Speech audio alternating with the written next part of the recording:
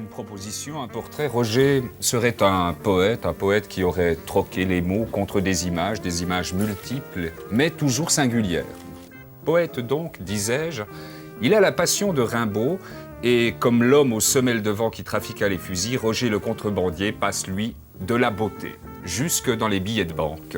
Alors poète, vos papiers.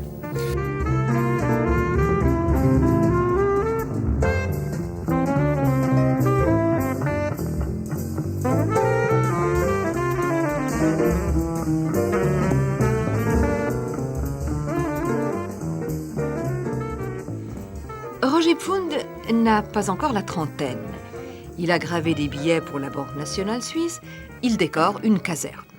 La peinture est aussi une des formes d'expression de Pfund, bien que ses thèmes favoris soient des plus précis, la chaise, la table. Roger Pfund nous propose de voyager avec lui dans un monde réel qu'il réinvente.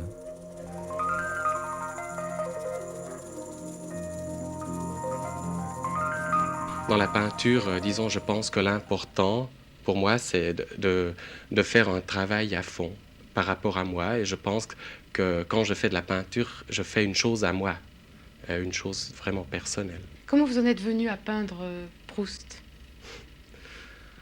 Si vous posez la question à un peintre qui peint des natures mortes, il vous dira, bon, moi, pourquoi vous peignez des oranges? Il vous dira des oranges parce qu'elles sont oranges. Et il n'y a pas de réponse. Pourquoi je peins Proust? Parce qu'en somme, c'est un hasard que je peigne Proust. Je pourrais aussi peindre, je ne sais pas, ma tête à moi ou la tête d'un autre. Ça ne m'étonnerait pas que je fasse une fois un autoportrait ou que je travaille dans le sens vraiment à me découvrir moi-même avec ma bouille à moi, quoi. Avec Roger Pfund, artiste de chez nous, graphiste, peintre, bassiste à ses heures, c'est aussi un peu la quête du temps. Du temps perdu avec Marcel Proust, dont il n'a jamais lu une ligne, mais dont, vous le verrez, le visage le fascine. Proust, c'est comme une nature morte pour moi, une nature vivante. Proust, c'est un visage, c'est une tête, il a une expression, il a une profondeur dans tout ça. D'ailleurs, la première fois que je l'ai peint de ma vie, c'était en 74, je ne savais pas que c'était lui. Éventuellement, si quelqu'un me lisait Proust, je préférerais. Mais comme personne ne me lit Proust, donc je ne lis pas Proust.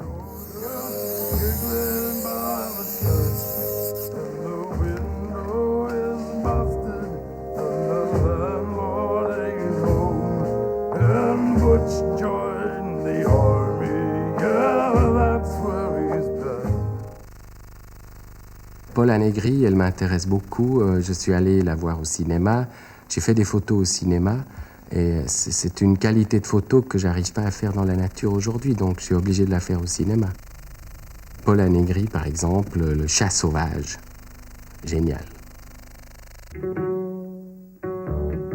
Et je trouve qu'à l'époque, il y avait une densité, je pense, dans la lumière et aussi dans le maquillage.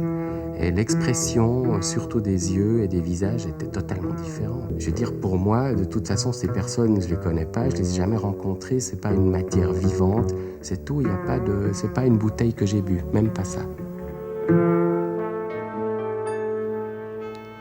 J'étais la reine des malheurs. Approchez, amis fossoyeurs, je me meurs entre mes fumées. Déterrez-moi de mes ordures. Iris pour linceul somptueux, salamandre au brasier des gueules, aigrette souple des premières, sphinge des cryptes et charniers, j'ai souvenance de mes deuils. Faire à manger, déguster du vin et tout, est un acte de vie et de sensualité qui correspond exactement à la sensualité que je retrouve dans la peinture, dans le faire, dans le toucher.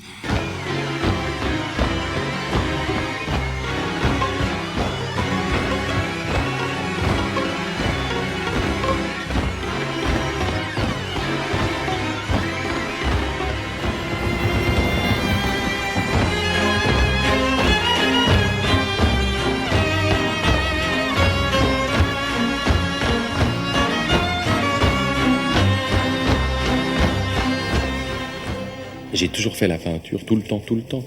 Parce que j'estime que c'est là qu'on découvre le plus de choses quand même. Et c'est là qu'on transmet aussi une part de messages vraiment individuels et personnels. J'aime beaucoup la peinture, mais je l'aime encore beaucoup plus quand elle est appliquée. C'est là où je l'aime le plus. Quand la peinture devient message dans la rue, par exemple, je la trouve plus intéressante que quand elle est objet dans la galerie. Mais disons, peinture et affiche, il y a quand même une pénétration entre ces deux thèmes et j'ai envie de garder une certaine liberté et puis de faire ce que je veux. On me demanderait de faire une affiche pour Monsieur Le Pen, ce serait exclu. Non, l'affiche, c'est de la peinture aussi, ça peut l'être. Donc, il y a un passage assez flou entre qu'est-ce qui est peinture, qu'est-ce qui est affiche, etc. Ce mélange-là est intéressant. L'affiche qui est dans la rue, elle est tout public et elle s'adresse vraiment à tout le monde. Moi, j'aime bien l'image dans la rue. J'essaye de faire de bonnes affiches parce que je trouve que l'affiche, elle est tellement répandue dans la rue qu'elle devient obligatoire à regarder. On ne peut plus se promener sans être inondé par les affiches. Et moi, je dirais, on peut parler de pollution dans le sens négatif du terme. Moi, je trouve que faire une affiche, c'est une manière de descendre dans la rue.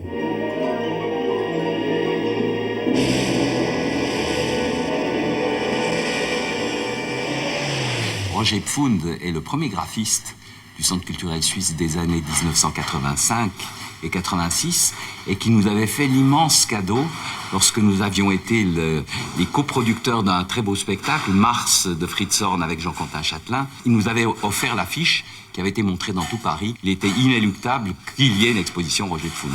Roger Pfund a été invité, dans le cadre du 200e anniversaire de la Révolution française, à participer à une exposition internationale d'affiches sur le thème des droits de l'homme.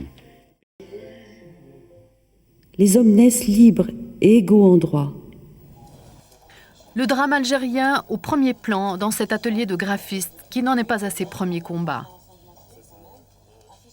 Mais au nom de Dieu, maintenant, 2 secondes par jour, réfléchissez. C'est une actualité, on ne peut pas rester indifférent face à ce qui se passe en Algérie en ce moment, ça c'est certain. En fait, un retour de vacances de Noël où chacun a passé un bon moment, on apprend les massacres de Relizane et on se dit, c'est plus possible, il faut qu'on fasse quelque chose, il faut qu'on dise quelque chose. On se dit, on va faire ce qu'on sait faire et on peut faire, nous, un atelier de communication visuelle, on peut faire une affiche et on peut ensuite essayer de proposer cette affiche à un maximum de personnes pour faire connaître le combat et notre solidarité. En 1987, Roger Pfund est chargé de la conception et de l'aménagement du Musée international de la Croix-Rouge à Genève. Le but de cette opération et de ce musée, c'était de prouver aux gens que le geste humanitaire existait et que les traces importantes qu'elle laisse, c'est des images, c'est la photographie. Donc c'était un musée d'une idée. Ce que nous, on souhaitait, c'était que les visiteurs, après la visite de ce musée, soient émus. C'était un travail de 4 ans, oui, à peu près, un travail en équipe. Et c'était un travail passionnant, vraiment.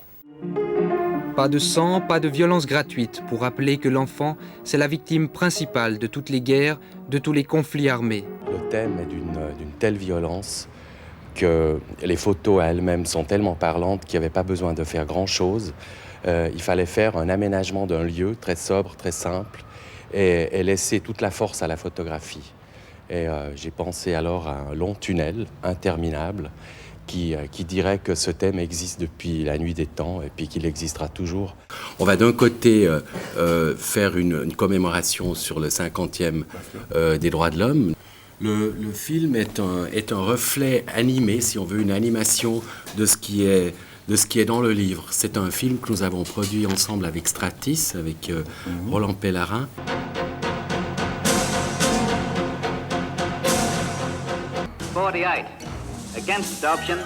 Et de la passion aussi. Millions d'êtres humains ont été victimes à travers les nationalité.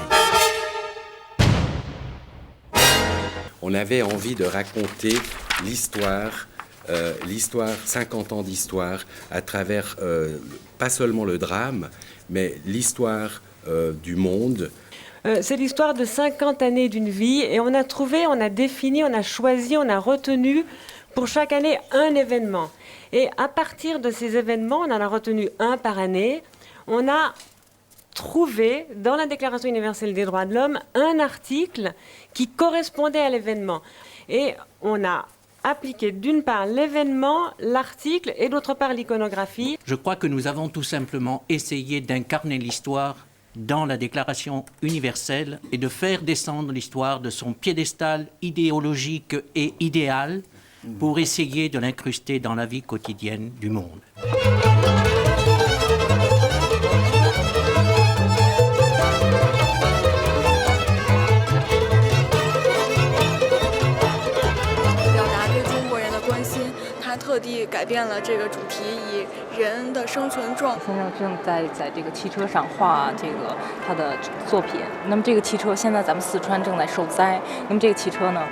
Solidarity combined with the Chinese sign of man.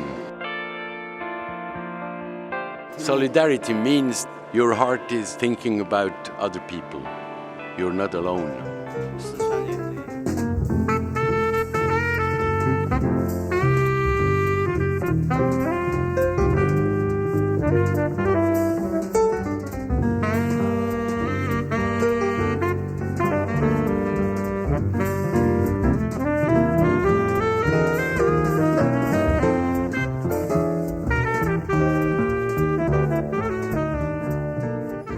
Moi, je dirais que le billet de banque, c'est un des supports graphiques imprimés les plus complexes qui existent, à mon goût. Je pense que c'est la surface de papier qui a subi sûrement le plus de réflexion et d'efforts dans le travail que j'ai fait dans ma vie. C'est vraiment le domaine graphique le plus passionnant que je connaisse. Faire des billets, c'est passionnant. Faire des vrais.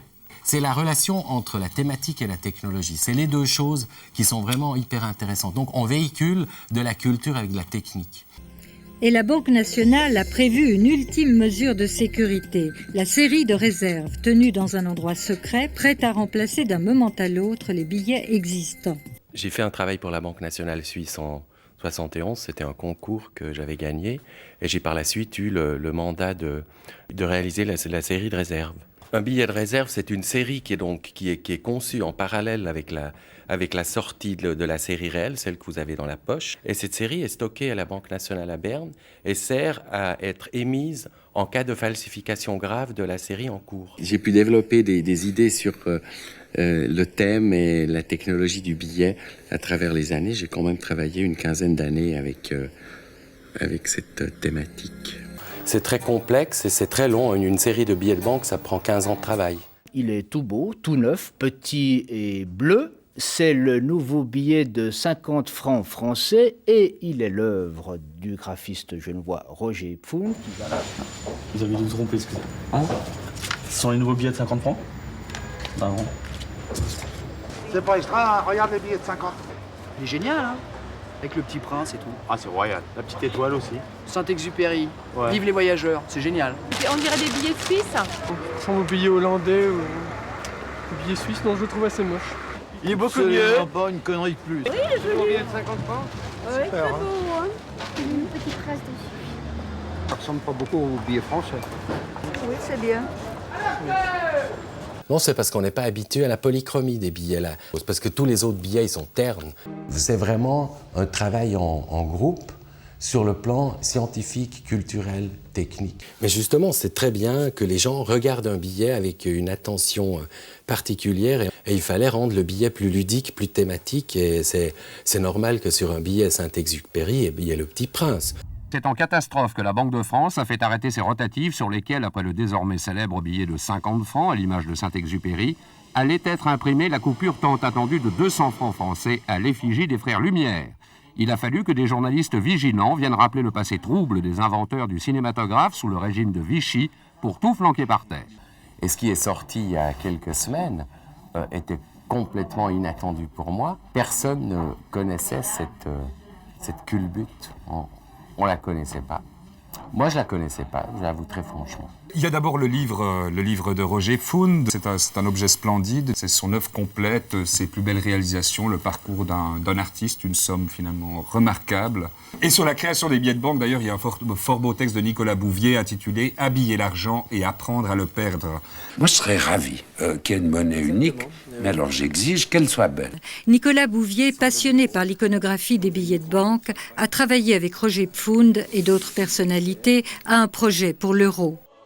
Nous nous sommes entourés des meilleurs spécialistes que nous avions pu trouver dans le monde de l'histoire moderne, de l'histoire ancienne, de l'histoire de l'art, de l'architecture, etc.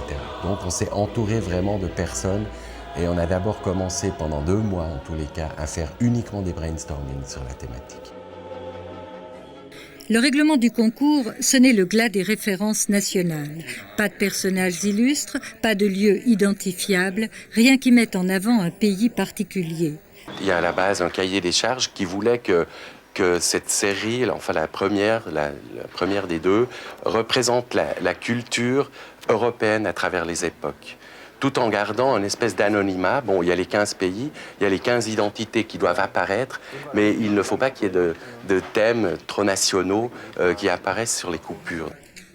Notre étude a tout à fait porté sur l'identité de tous ces 15 pays. On n'a pas du tout voulu faire une espèce de sauce qui n'a pas de présence culturelle. On a essayé, dans toutes les recherches, on a essayé de trouver 7 solutions, recto et verso, qui permettaient de donner au billet ce rôle d'ambassadeur par rapport, puisque ce billet il voyage dans le monde entier. Concrètement, on connaît le visage des futurs billets de banque européens, billet qui n'est pas celui qu'avait dessiné Roger Pfund. Mais voici tout d'abord à quoi aurait pu ressembler l'euro si le projet du Genevois Roger Pfund avait été réalisé, car le graphiste suisse a remporté le concours pour l'euro, même si son projet a finalement été jugé trop avant-gardiste.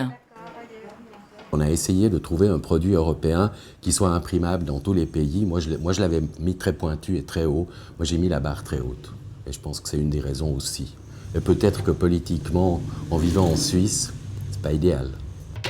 Et puis le rêve le plus proche de moi et puis le plus réaliste, ce serait qu'on change l'euro très vite et puis qu'on fasse les miens. Le billet de banque, il va rester parce que c'est le seul et unique moyen de payer qui ne laisse pas de traces. Les gens aiment l'argent. J'ai jamais entendu quelqu'un dire « j'aime pas l'argent ». Sinon, il faut dire « si vous n'aimez pas l'argent, rendez-le ». Faire un passeport, c'est quelque chose de formidable. C'est comme faire une série de billets de banque ou c'est comme faire vraiment une fois quelque chose de très très spécifique, de très complexe. Ce qui m'intéresse beaucoup dans ce genre de projet, c'est qu'il faut lui donner la teinte qui raconte quelque chose sur le pays et sa culture.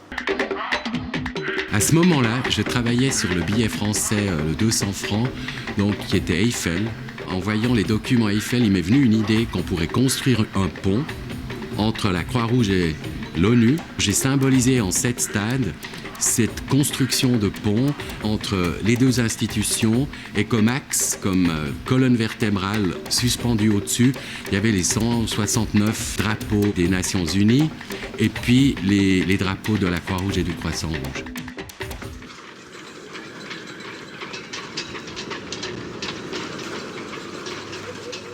C'est des tubulaires d'échafaudage tout bêtes.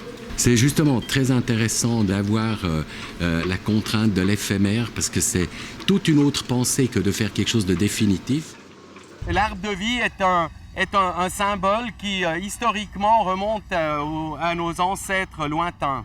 Et c'est avec ce symbole ancestral que Roger Pfund a choisi de célébrer les 50 ans de l'ONU, un arbre immense tout en tubulaire d'acier, portant en ses branches des voiles sur lesquelles est inscrit le premier article de la Déclaration des droits de l'homme. Une sculpture très symbolique qui trône désormais place des Nations à Genève et que beaucoup voudraient garder définitivement. Il y a même des gens qui aimeraient qu'elle reste pour toujours. On sait que la tour Eiffel a été construite d'une manière éphémère et qu'elle est toujours là. On peut espérer. C'est l'histoire d'une sculpture qui a été commandée par la ville pour signaler le théâtre, puisque c'est un théâtre qui est enterré. Il fallait lui donner un aspect extérieur. Et on voit là cette sculpture qui est une sculpture donc animée, c'est le logo Amstramgram, créé par notre atelier qui se met en mouvement. Alors Alliance CEP, c'est une action qui est née en 1999 et qui vise à soutenir la recherche sur la sclérose en plaques. Alors, à travers des soirées qu'on organise maintenant pour la 3e année, des soirées qui se veulent quelque part aussi magiques que le chapiteau, qui se veulent festives, qui se veulent chaleureuses, parce qu'on pense qu'on peut soutenir des causes comme la sclérose en plaques ou d'autres d'ailleurs, tout en organisant quelque chose de vraiment beau, de chaleureux, de festif, où on se fait plaisir. C'est une exposition urbaine, donc dans les rues basses à Genève, sur le thème de l'argent. Ça a été commandé par la Fondation Genève Place Financière, qui avait envie de faire un clin d'œil à la population genevoise sur l'importance et la beauté de l'argent, avec des peintures originales qui retracent les 20 personnages les plus importants qui ont fait de Genève une place financière, de Jules César à Ami Bordier, en passant par Calvin. Sur le personnage, il y aura une phrase telle que « la fin des haricots »,« le jeu ne vaut pas la chandelle », etc. Des termes qu'on utilise tous les jours et on ne sait pas d'où ils viennent. Alors on les explique et on s'est dit, on fait un clin d'œil entre le sympathique et l'histoire. Quand on a vu une ou deux de ces affiches, on se dise subliminalement, où on ait ce petit sentiment en tête, c'est sympathique, c'est bien, c'est positif. Les Genevois ont découvert ce matin les 20 affiches exposées dans les rues basses pour une période d'1 mois. C'est assez choquant de voir quelque chose de purement artistique dans cet univers d'argent et quelque chose de purement artistique qui parle d'argent, donc je me suis arrêté. Roger organise des fêtes, et puis il aime aussi parallèlement la musique, ce qui fait qu'il aime bien faire des fêtes en musique.